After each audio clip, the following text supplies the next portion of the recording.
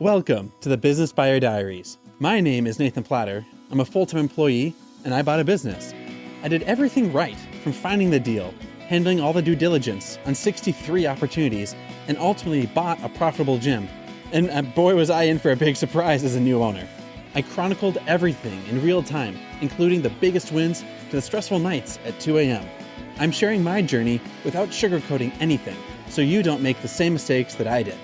Here's today's episode. All right, well, that was the spiel I gave to my staff. When I say spiel, I mean a way to kick off a 2.5-hour instructor training. They don't get to see me a lot. They see a lot of each other, the members, the management team. And so I'm going to give them something that they can tactically hang on to in personal development, in life improvement side of things, because they're getting enough. We're going to spend 2.5 hours on instructor muscle groups and member training and injury prevention. So I want to give them something that I can speak to and then I can be helpful with. And that's usually more personal development side of things. So feel free to take it. That's where that was going. After training went pretty well. I had a chance to catch up with my manager briefly.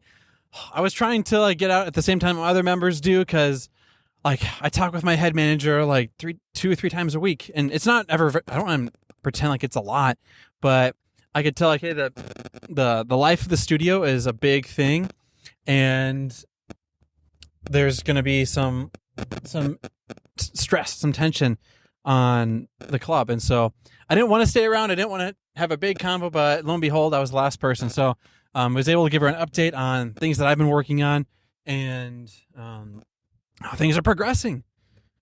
And so all that to say, he said hey, the corporate's giving me a couple homework assignments. One, they wanted a pretty thorough inventory on what we have right now. And so that usually makes sense when someone's buying a location. That's what I asked from the sellers when I bought the place. I wanted to know how many bands, protein bars, all of this, what's left. And so that's promising if they were to buy the place. They also wanted me to install a camera, move more inventory to the back of house. And so that's something that they were asking me to do. And so we've spent $22,000 on inventory. We've sold $22,000 in retail sales. And so that just is odd, because usually you sell it for double or at least a noticeable multiple. And so either members are buying stuff, but they forget to put it down, so it's not getting rung up and we're not getting paid on it. Or it could be there's just straight up theft. That's a possibility. Or it could be the staff are consuming stuff and it's just not being purchased. And so at the end of the day, it could be any of those things. It could be 100 things.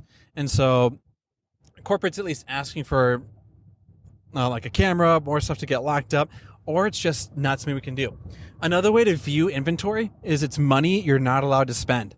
And so when you buy inventory, that's great. However, if you're not moving it or selling it, it's pointless. And so that's why there's liquidation sales going on, because people need the cash more than they need to sell something for top dollar. So I'm going to be going in today. I don't want to hang around today because I have to do some stuff for my personal life, but I'll be coming in on a Sunday and coming in for an hour, taking pictures of equipment, of bands, of cabinets, furniture, computers, everything that could be an asset to the business.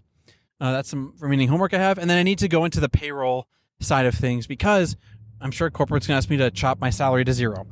We don't have a salesperson. We don't have a sale. I still have a marketing agency, but we don't have a salesperson to run. And my manager's we're going to need someone to do sales. I said, yeah, at the moment, I'm thinking that's going to be me working for free. It's got to happen, and I don't want to pay for someone to do it. And I'm willing to put in the effort for it. And so I don't know how it's going to go down. That's on the table, though, because I have to evaluate and consider it. The first sales rep I had was his sales was his main job. That was his only focus, just my business, just a salary. And he was great, phenomenal. The second sales rep I had, let's see, I had the VA that was not ready, unfortunately. So I guess technically that was my second sales rep. My third sales rep was the one in my studio. It was a side gig for him. It's not going to be the full focus. And so I don't believe I got the full value from everything. So all that to say, I trust myself and I trust what I can do. So removing myself or not paying myself, not paying a salesperson, reducing ad budget down to baseline normal gets everything pretty darn close to where we need to be kind of quickly. I spend a lot on marketing. And so, I don't know. We'll see what. And then there's the marketing agency. I could drop them, I suppose. I don't know if that's a great idea, but it's something I can keep doing. But anyhow, all this is I'm giving tactical things I can do like immediate, not next week, not like next month, not 3 months from now, but like today. What can we do? We can do a fire sale on inventory, cash in the bank. I can start taking sales calls. Okay, I can do the follow up. Great. I can reduce ad spend by clicking a few buttons on Facebook. Very easy to do. I can also look at payroll and look to see if I'm overpaying anyone. I'm not, but I can do that. I can also move inventory to a back closet so that less is out for intentional or accidental theft. That's another thing. So there's ways to get there. There's ways to get pretty dang close and to make this a viable business, because if I go bankruptcy, that's a 5-year pain. And you're paying for that pain. You get out, but it's 5 years of pain. And I think there's a better solution. There's a better plan B. There's a better way to get there. And so I'm trying to evaluate all that, and that's why I'm pausing, because I could work hard in the studio. I could be a sales rep. Like at best, I'm paying myself $3,000 a month as a sales rep. Like that's a cost of replacing myself for like a pretty good salesperson. Or I could make more doing like a marketing agency, digital product thing, and then funnel those revenues into this business. Like that's the serial entrepreneur hat. I could aim to get a raise at work. It's a very formalized process, big company, so I doubt that would be too likely. And ultimately, like I'm paid very well for my day job. I'm probably paid more than I'm overpaid. If I were to get laid off or fired from my job, I would have to take a pay cut because of the market climate. I would anticipate taking a pay cut. I don't have to, but I would anticipate it because of various factors. And so I need to be building up, I believe I need to be building something else up that is less layoff likely, where I have clients and I can take sales calls in the evenings, weekends, where I can be uncomfortable working atypical hours. And I think that is what I need to be spending my time in. So I don't know. I am thinking out loud. I am planning out loud, and I'm trying to do the best I can and do right by everyone along the way. That's where we're at, and I'll keep it right there. So obviously my manager's mood once everyone left was like, hey, like I'm feeling really down. I'm really in a rough spot. She's not saying it, but you can read it, that there's a big weight. And so I'm telling her like, hey, I'm very optimistic. Whether I can be the person to turn this around, I'm optimistic. Whether corporate is the place to turn this around, very optimistic. If we end up having to close the doors, we're going to have 60 days heads up. Like, this is not going to be like pull the rug out from people decision, whatever ends up happening. In my head, I think the best thing at this moment right now is keep working my day job. That keeps my home bills covered.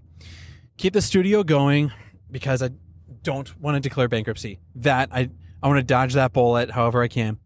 I think I need to join a team or a program or something where I can start generating clients, selling high value services, and then I handle like customer success, customer retention, nights and weekends, while I outsource the label or the white labeling and the fulfillment of that thing. So let's just say like a branding company.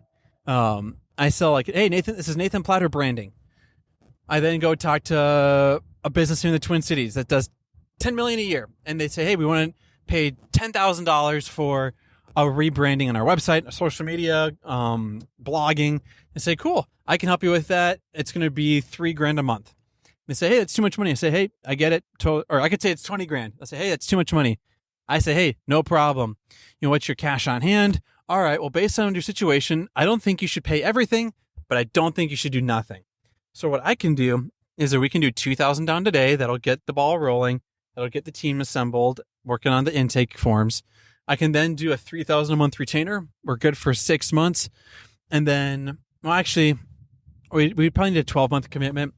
So $3,000 a month, $36,000, $2,000 to start. It's a $38,000 project We can do the branding, social media creation, and then 2 years of blogging.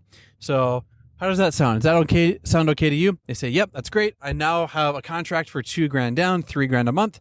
I then outsource that to a team that I have entrusted, that have identified, that can fulfill on all those promises, and it costs me $1,000 a month. I'm pocketing $2,000 a month. It's up to me to keep the relationship going, customer success, customer relationship building, and now I spend an hour a week, 4 hours a month, collecting $2,000 a month revenue. That's the gist of it. That's the nuts and bolts of it. Basically, it's like you're a restaurateur and you own a restaurant, but you know nothing about a restaurant other than client happiness, creating a great experience for new members to come in, stay on, and to not leave. And then you monitor, trust, and verify your fulfillment team in the back end. I'll do a shorter one in the future, but I believe that's what I need to be doing. If I sell a membership, I sell and create something that's $150 a month. If I spend, and I can generate, on a good month, I can generate 20 members. So that's $3,000 a month of net new revenue. If I spent the same amount of time winning a corporate client and I'm making $2,000 a month, I think and going for a whale of a client, I think that's a better return on my time and a skill set that I can develop, and it's scalable in retrospect. And so I think going for bigger, higher service, outsourced things that I can speak to. I'm a business owner. I've worked in QuickBooks. I've worked with payroll providers. I've worked with hiring staff. I've worked in a lot of things that not a lot of people have. And a lot of folks in that digital fulfillment space don't have that business acumen or that life acumen. And the fact that I've been there, I've done that, I'm doing that, is a very strong asset that I can speak to. Not everyone's going to think it's an asset. Some people want the 20-year-old with no life experience that charges $1,000 a month. Cool. That's not going to be for me. I'm going to pause there because I started talking about instructor training. I'm now talking about my plan B. I believe that's what the way forward will be. I need to get my spouse on board. We've got personal checking savings. We've got credit cards. We've got home line of credit. We have 401k funds. I've got the fire and the tenacity to figure this out. And a bankruptcy is a 5-year recovery. We'll be optimistic and say 3 years. If I can eke out the next 6 months, take a bet on myself and my crazy work ethic, which I've got, I haven't fully utilized it in a long time, like the 14-hour days things. But if I can bring that in, and there's a way to dodge a 5-year headache and do like a 6-month input of more work and more engagement, 6 months of hard work is better than 5 years of easy pain. Make that a tweet. Make that a slogan. Someone send me a t-shirt and I'm going to follow you on Instagram. 6 months of hard work is better than 5 years of easy pain. 6 months of hard work, 5 years of easy pain. That's the trade-off, and it's scary. Entrepreneurship is not meant for most people. It's meant for 5% of people, because not many people are willing to roll the dice, to bet on them. When I say bet on themselves, I mean, yeah, I'm going to write a check, and I'm the only person who can fulfill on delivering the value for that check. Doggone it, I'm that person. The fire is there, and my wife and kids need me to do this. I'm made for this. I am built for this. I can do this. It's not easy, but what is? The stuff that's easy, the stuff that's left over. Let's be real. Do you want leftovers or do you want prime rib steak when you go to a restaurant? You go to the restaurant to get the best of the best or to have your basic needs met, but you never look at another table and eat their scraps. Now, it doesn't mean the people who eat scraps are bad. That means if you've got a shot at the best of the best, the average, or the worst of the worst, most people are going to want the best of the best. And I'm going to give my best to my day job, to my studio, and to what I believe needs to happen to keep the doors open. I'm going to pause there. This episode's running long. I'm fired up. I think I know what the future entails. It's time to pony up and make it happen. That's where we're at. That's where we're going. Let's rock and roll. This has been another episode of the Business Buyer Diaries. Subscribe so you don't miss the next episode. I hope you're realizing that business ownership is no cakewalk. Check the podcast notes for a link to the DIY due diligence program, the complete list of show sponsors, and for media inquiries. Music written and composed by Wes Schrock. I'm your host, Nathan Platter. Join me again on the next one.